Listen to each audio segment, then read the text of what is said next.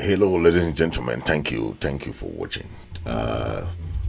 Today we are gonna be talking about Trump policy, his policy, and those that really affect Africa, and how the policy for the next 4 years is gonna be effective, and how Africa is gonna be affected in those policies that President Trump mentioned, especially his executive orders. So today we're going to talk about that, and we're going to really dive deep into those policies that will affect not only Africa, not only Cameroon or Ambazonia. It's going to affect a lot of other countries in Africa. So we're going to be talking those aspects that we know are very vital for all Africa as a whole. Okay, so we have seen his inauguration. We saw some African head of states invited, some not, and we saw some delegation from Southern Cameroon and Ambazonia that were also invited. We saw a lot of dignitaries, that former presidents of the United States, former presidents of other countries that were invited to this inauguration. But that is also a lesson too for some of us who think that politics is a war, right? You saw Kamala Harris seated next to, you saw different presidents sitting next to each other. We saw people who were very, very in like with the American politics. They were sitting next to each other. Kamala Harris sat next to Joe Biden. Joe Biden sat next to Trump, and that is how the American politics go, right? It was not like they are still talking about the election anymore. Now there's unity, there's everybody's together, they don't care about what happened during the election anymore, right? That's a good thing with American politics, okay? But when we see all that, we have to learn, Africans have to learn that politics is not war. Politics is not something that we have to fight each other, we have to kill each other. Okay, it's something that once election is over, election is over. Okay, there is no cause for fighting. There's no call for all the riots, the protests, and so on and so forth. We have to learn to concede defeat. We have to learn to, after elections, to say, hey, we are all one person, we are all one people. Okay, in most countries we have seen that, and we, I'm just bringing this point so that we should know that America has set a very good example when it comes to presidential transition. The people that leave power support those in power. Okay, they don't try to crumple or bring them down or topple the government, or be, try to behave as if you're happy to see that person, the newly elected president, not succeed. Right? That is one issue with some of our people. Okay, we see that happen a lot when the government in power or the former presidents don't support the newly elected. Okay, they want the newly elected to have difficulties during their presidency. Okay, and that is what has really stalled most of the African regimes, where they want to make sure that the current regime fail, so that they win the next election. Whereas it shouldn't be like that, right? It shouldn't be like that, because we that tendency of you seeing someone fail and you are happy, it's not good, because it's the same country. Be happy to see your fellow brother fail, just because it's not from your political party, or it's not from your group, or it's not from your own. You want him to fail, then you say, oh, okay, he failed. No, in America, we've learned that all the presidents, the various party leaders will come together, to do everything they can to support the current regime to succeed. Okay, and that is what we are really contented to see in when it comes to the regime, right?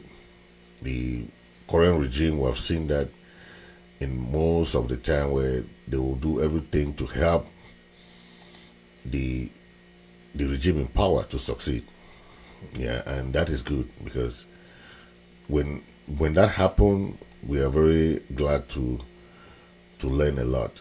Take a look at this and see, listen to some of the points that President Trump said during his inauguration.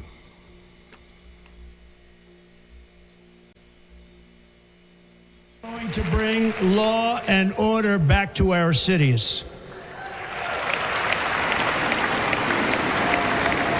This week, I will also end the government policy of trying to socially engineer race and gender into every aspect of public and private life.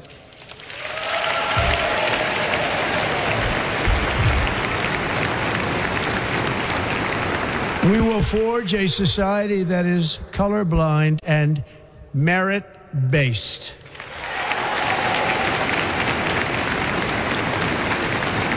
As of today, it will henceforth be the official policy of the United States government that there are only two genders, male and female.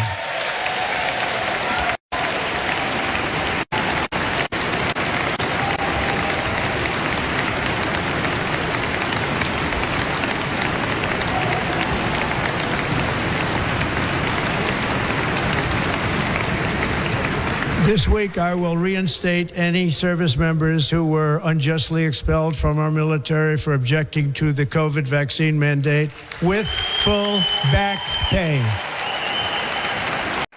As of today, it will henceforth be the official policy of the United States government that there are only two genders, male and female.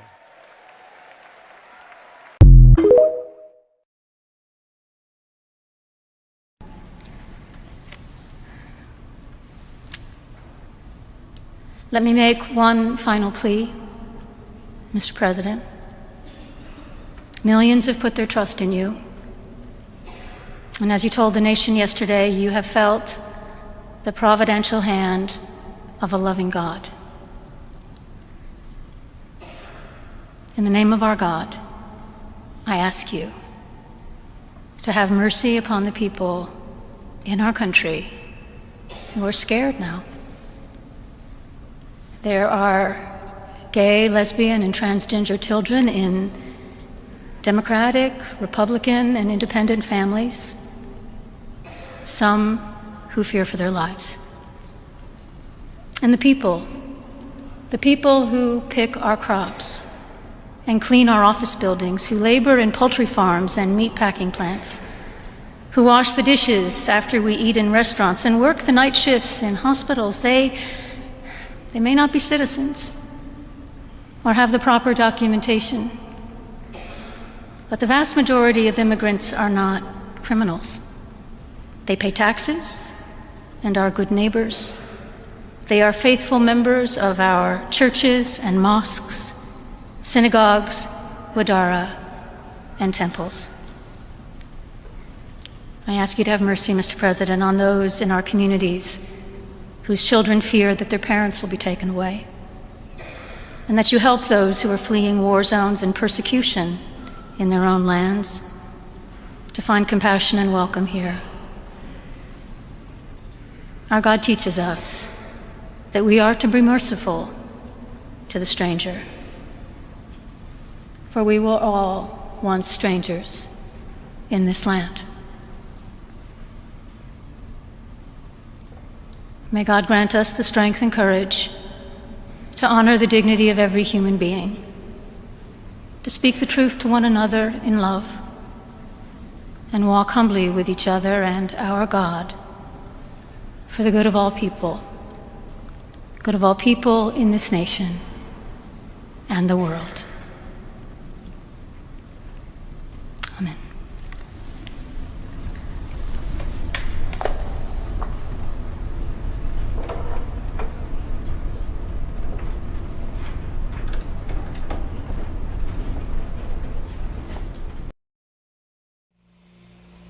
So that was some excerpt from the inauguration, and you heard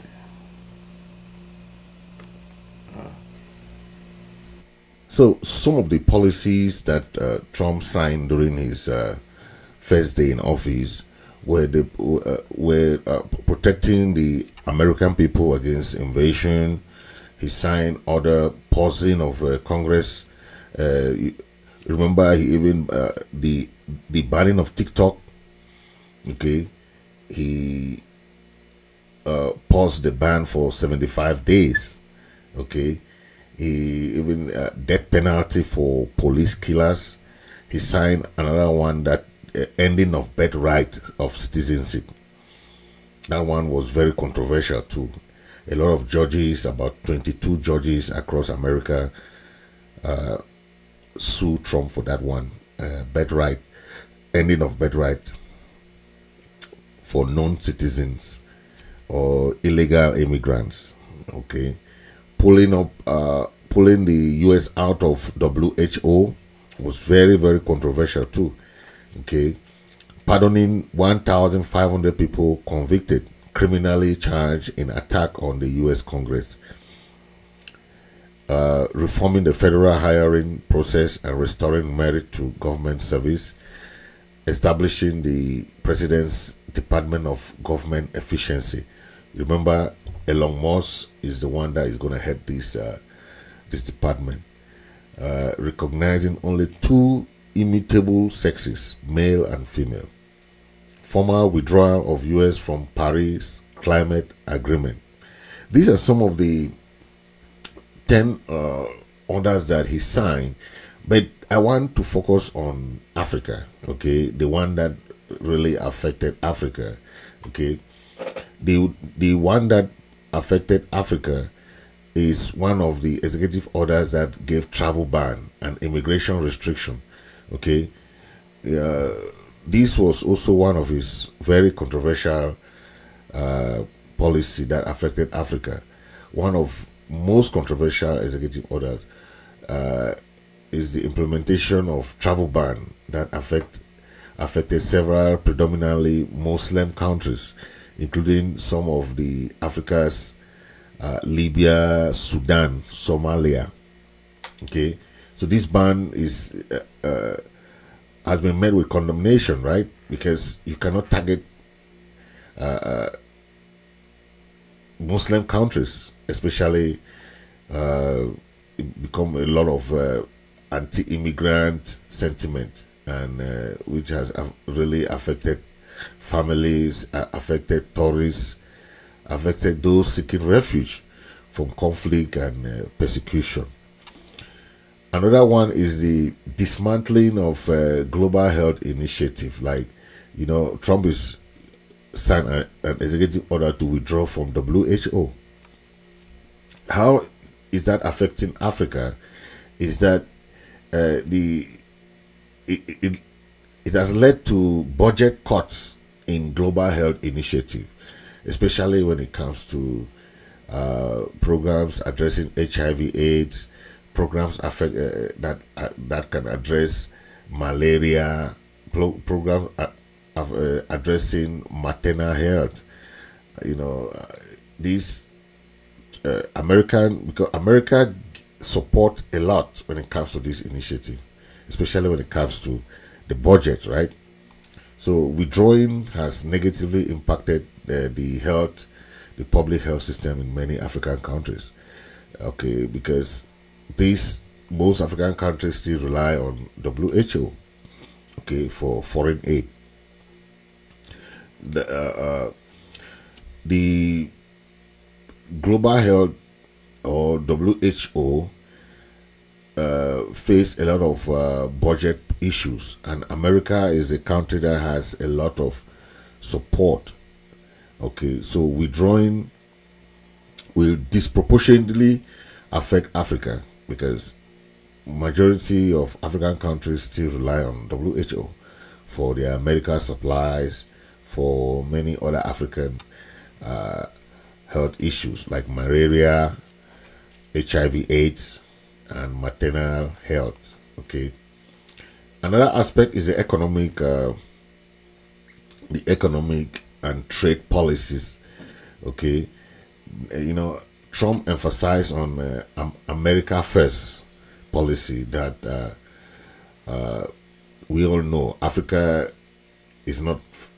So the only programs that U.S. America has is the AGOA, which is the African Growth and Opportunity Act, AGOA, okay, that provide trade preferences to African countries. Okay, Trump's inclination was towards bilateral rather multilateral agreements. Okay, he preferred one-on-one agreements. Okay, there are some countries that he would not want to deal with because of sanctions. Okay, like Cameroon. Remember, Cameroon was sanctioned from AGOA due to their the human rights abuses and the using the military support against the people of southern Cameroon, Amazonia, in the ongoing crisis there in southern Cameroon. So AGOA, Trump prefer bilateral negotiations rather than multilateral agreements. So this executive order also has a lot of concerns about African nation, how U.S. want to deal with them, in terms of bilateral and or multilateral agreements. Another aspect of the Trump executive actions is the foreign aid and development programs. Trump executive action included effort to reduce foreign aid, which could severely impact African nations reliant on U.S. assistance for development, humanitarian relief, and governance reforms. The potential cut to foreign aid could undermine progress in areas such as education, infrastructure, and democracy, as many African countries depend on American support to foster stability and growth in their various countries.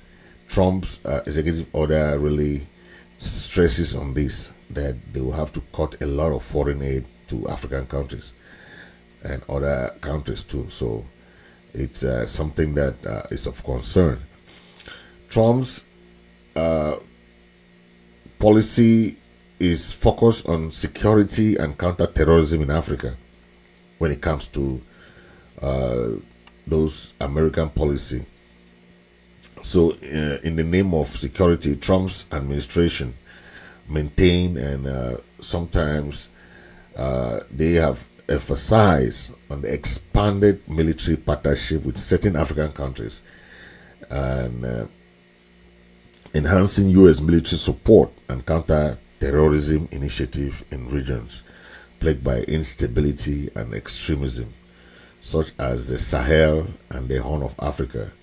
The approach is welcomed by some governments as a means of bolstering security, but raise concerns over human rights violations associated with militarized responses to government issues.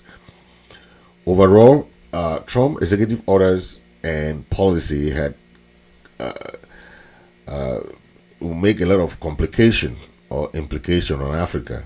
While some actions aim to strengthen security and partnership, the impact on immigration, health initiative, and economic opportunities reflected a more isolationist approach than risk-straining U.S.-African relationship.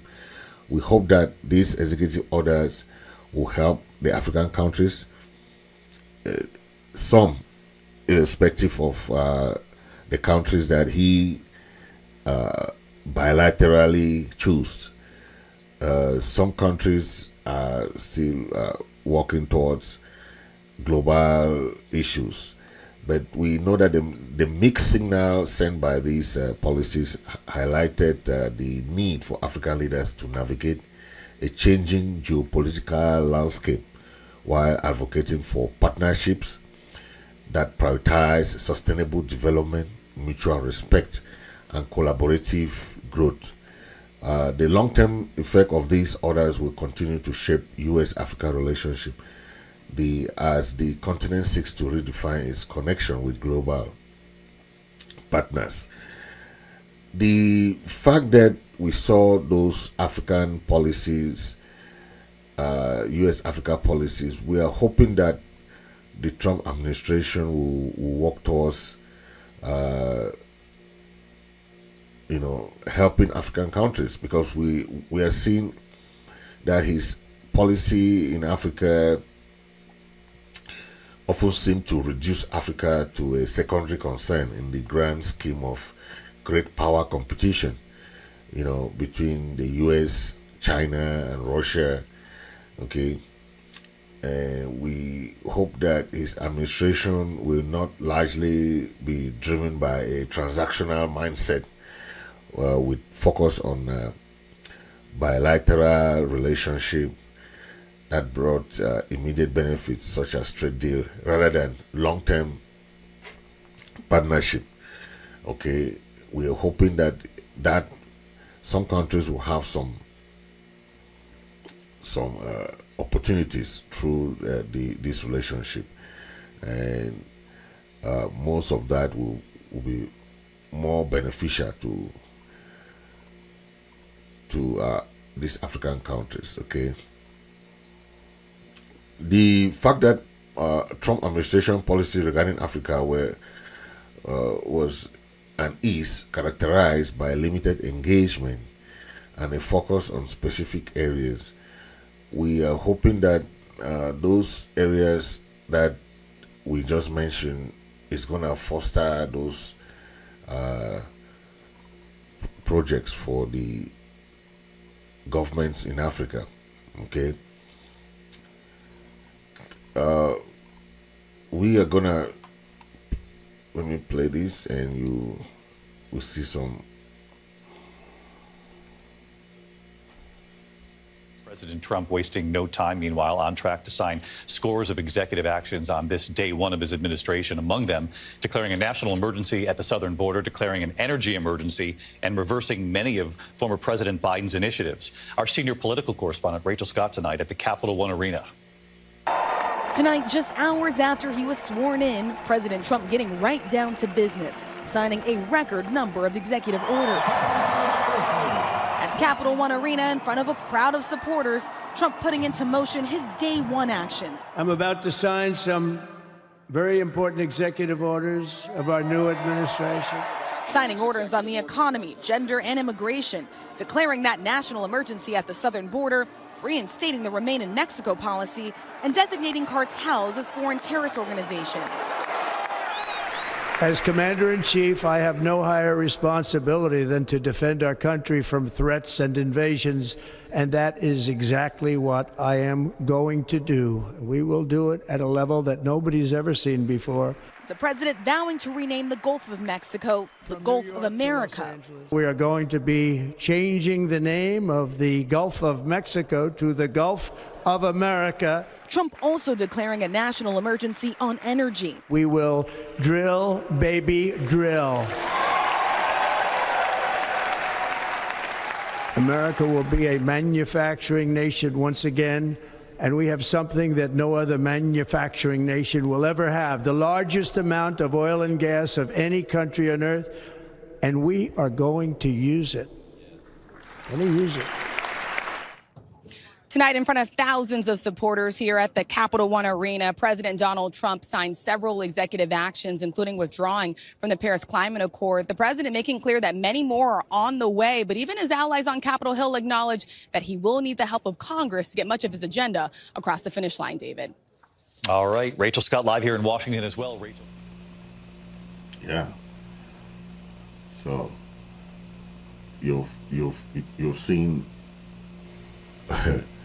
some of those executive orders, and those that affect Africa are really most of immigration.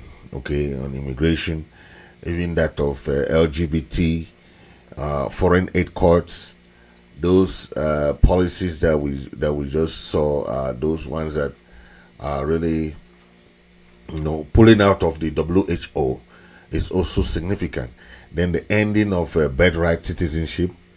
Most Africans are here, those that are under refugees, some are, currently with this policy of ending the birthright citizenship, it will be a huge one for those families who are here, and especially families who are here illegally. This ending of birthright want to stop any. If you are born here and you are illegal, your child cannot be American citizen. This is what happens in most other countries, right? So Trump is trying to bring what is happening in some countries in Europe, where if you are not like a green card holder or U.S. citizen, if you have a child here, it will not more be automatic American citizen.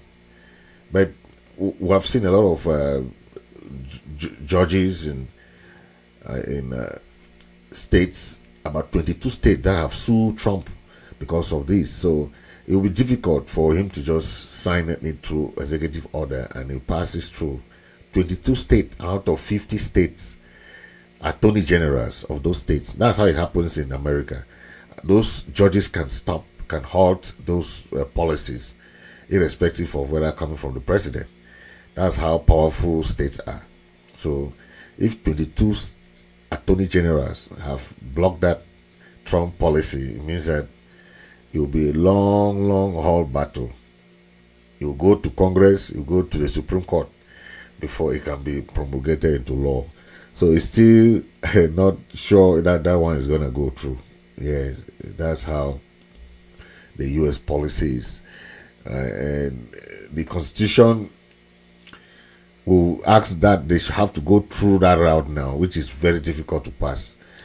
It will be very difficult for that one to pass. I think that one has been blocked by those judges and attorney generals of the state. So that is it. Okay, so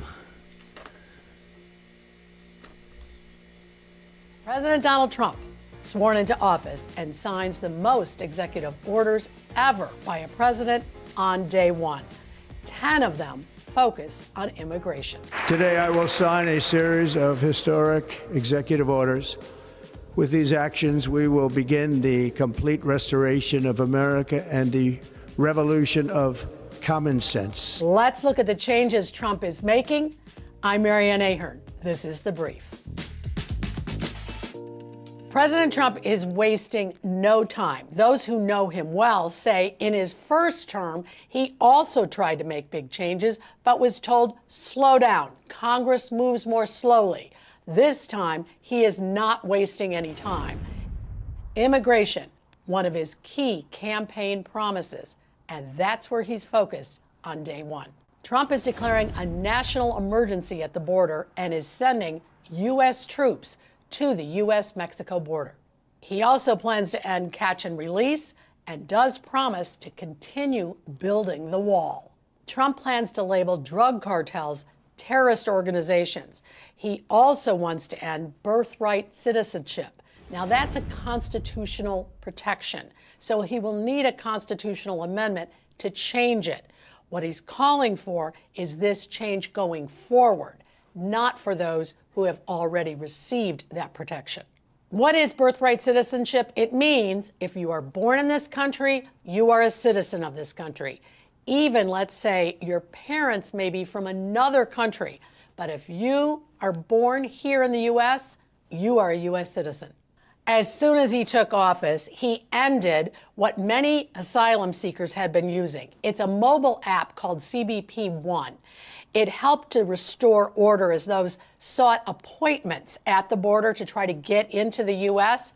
As soon as Trump took office, that CBP One app, it no longer existed. It was shut down.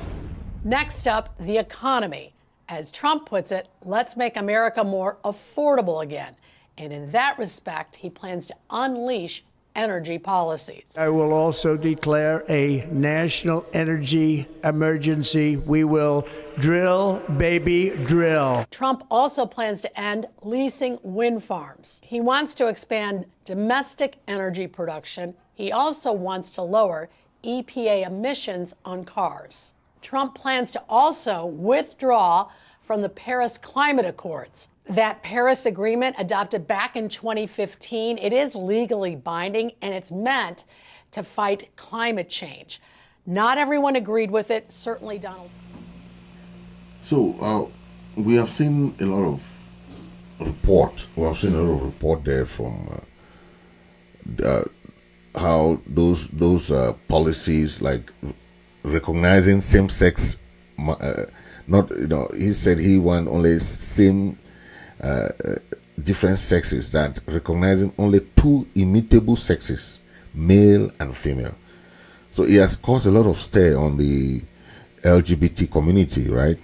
That he doesn't recognize same-sex marriages, okay, and that is very important. And remember the pardoning of 1,500 people who were convicted of criminally charged in the attack on the U.S. Congress. Remember, he wanted to pardon them.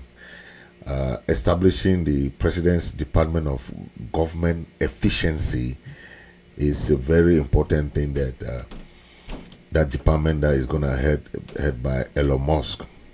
Elon Musk, remember, Elon Musk is originally from South Africa. So that's a good thing to see African people from African origin are heading departments in the U.S. Department of Government Efficiency. This is a new department, okay? New department that's going to be head. This is the first African person to head that department, Elon Musk, okay? The pulling out of the U.S. from the WHO is also something of very significant to Africa, okay? And we are trying to see even immigration policy of protecting the American from against invasion. A lot of Africans come here as refugees, come here as to seek asylum and all that. So it's going to affect a lot of Africans also from that, especially when they come here. Then the asylum cases will be rejected. Many asylum cases will be rejected due to that policy. It will be very strict, okay? A lot of that is the policy that we see out of Trump administration. Thank you, and make sure you share and share and share and share. Okay, make sure you share and share.